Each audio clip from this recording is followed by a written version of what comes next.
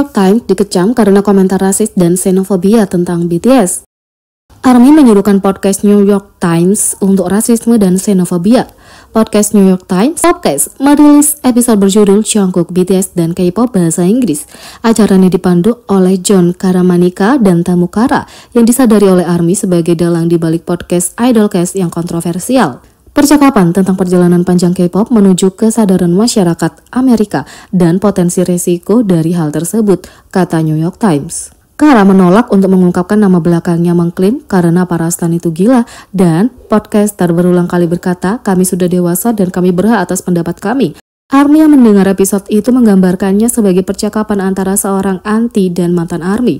Podcast itu memuji beberapa K-pop karena terdengar K-pop sambil mengkritik BTS untuk rilisan berbahasa Inggris seperti Dynamite, Butter, Permission to Dance, dan bahkan kolaborasi internasional Mic Drop dengan Steve Aoki, serta rekan satu label BTS seperti Tomorrow by Together. Album debut solo terbaru Jungkook, Golden, menjadi sorotan dan karena dipengaruhi oleh pop barat dan Jungkook bernyanyi dalam bahasa Inggris, para podcaster membencinya. Ada yang mengatakan bahwa Jungkook terdengar sangat mirip dengan Justin Timberlake yang telah menjadi inspirasi musiknya dan bahkan baru-baru ini tampil dalam remix 3D. Semua penulis, semua produser adalah orang Amerika. Ini adalah album Amerika dengan wajah Korea pada dasarnya. Jadi menurutku, kalau aku adalah seorang pendengar, aku akan berpikir, oh, inilah yang dilakukan oleh seorang pria K-pop. Kedengarannya seperti Justin Timberlake. Kenapa kamu membutuhkan pria Korea yang memerankan Justin Timberlake ketika kita punya Justin Timberlake?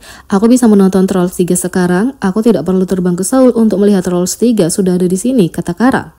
ARMY kaget dengan pandangan panas ini. Banyak yang merasa bahwa mereka berpikiran tertutup dan xenofobia. Kara telah memblokir ARMY melalui akun media sosial. Idolcast Podcast menolak untuk mengakui kritik itu. Meski begitu, ARMY terus menyerukan kepada New York Times dan pembawa acara mengenai rasisme dan xenofobia dalam episode podcast ini.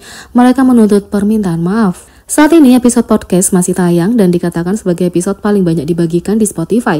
Jadi New York Times kemungkinan besar mendapatkan apa yang mereka inginkan dan tidak akan menanggapi kritik itu.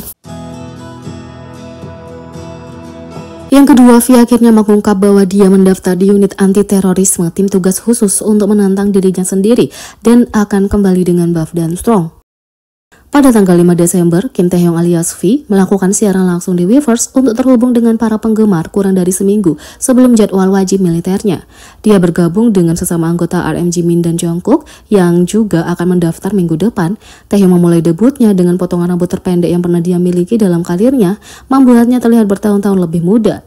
Ia menjelaskan, ia belum mencukurnya hingga tuntas karena masih ada beberapa jadwal acara yang harus dihadiri. Taehyung menyampaikan kabar dirinya bergabung dengan SDT, tim tugas khusus, Satuan Tugas Khusus di Komando Pertahanan Ibu Kota Angkatan Darat. Keputusannya untuk melamar ke unit tangguh ini menarik banyak perhatian. Fans telah menyuarakan keprihatinan tentang keselamatannya mengingat spesialisasi SDT dalam anti-terorisme dan perang kota. Anggota menjalani pelatihan komprehensif yang mencakup teknik tempur, teknik anti-terorisme, penanganan bahan peledak, pelatihan penembak jitu, dan rappelling. Taehyung meyakinkan penggemar bahwa dia tahu cara menjaga dirinya sendiri dan punya alasan sendiri untuk bergabung. Dia juga siap menghadapi rasa takutnya terhadap ketinggian dan berpartisipasi dalam rappelling. Taehyung juga mengungkapkan kegembiraannya untuk mendaftar wajib militer. Dia bertujuan untuk menambah berat badan mencapai berat 85 kilo dan meningkatkan staminanya sebagai persiapan untuk tur konser BTS yang sangat dinantikan setelah comeback grup mereka tahun 2025. Dia memberikan tantangan kepada anggota lain untuk kompetisi tubuh terbaik setelah mereka kembali setelah menyelesaikan wajib militer. Dia mengakhiri sesi live dengan pesan terima kasih yang tulus kepada para penggemar, mengungkapkan rasa terima kasih atas dukungan mereka dan kenangan indah yang tercipta selama perilisan album debutnya Layover September lalu. Setelah mengakhiri siaran langsung grup, Taehyung segera memulai siaran langsung pribadi. Dia memainkan lagu dan mengobrol dengan penggemar, memberikan pandangan lebih dekat dengan gaya rambut barunya yang digambarkan oleh penata rambutnya sebagai potongan pixie dengan poni asimetris.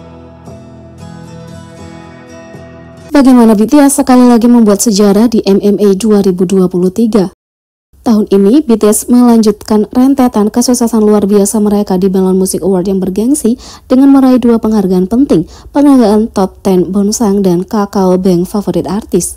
Prestasi terbaru ini menambah warisan mengesankan mereka di penghargaan MMA.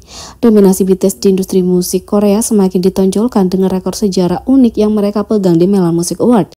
Mereka adalah satu-satunya artis dalam sejarah penghargaan yang berhasil menyapu bersih keempat kategori Daesang.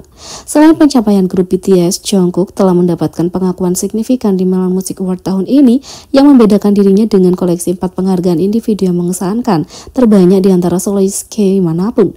Penghargaan di MMA 2023 antara lain, artis pria terbaik, penampilan bakat dan popularitasnya yang luar biasa sebagai pemain solo. Artis 10 teratas menegaskan statusnya di antara musisi elit tahun ini. Hot Trend Award menyoroti pengaruh dan pengaruhnya terhadap tren musik saat ini. Jutaan top 10 mengakui daya tarik dan kesuksesan yang luas. Terlebih lagi, pencapaian Jungkook telah menempatkannya sebagai solois pria paling banyak diberi penghargaan kedua dalam sejarah Melon Music Award, menyamai artis ternama Zico. Sementara itu, BTS muncul di film dokumenter Michael Jackson Thriller 40.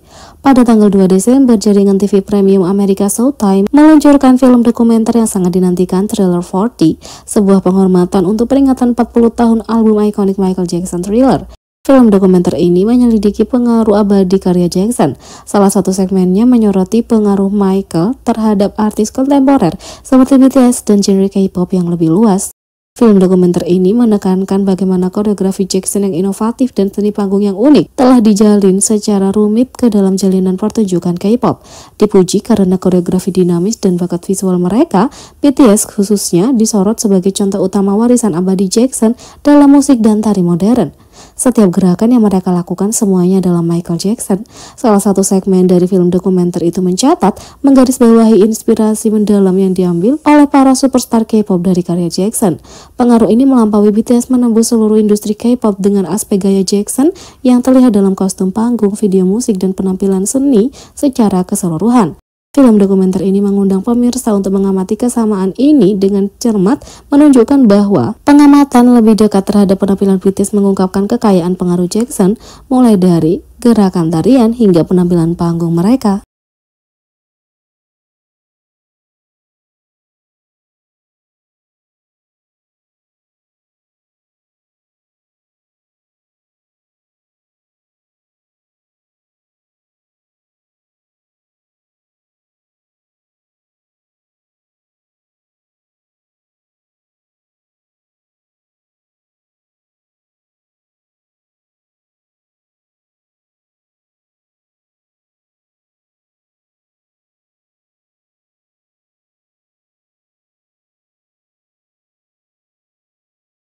Jadi, bagaimana menurut kalian tentang ini? Beri komentar di bawah, klik subscribe, like, share, dan klik lonceng. Sekian video kali ini, sampai jumpa lagi.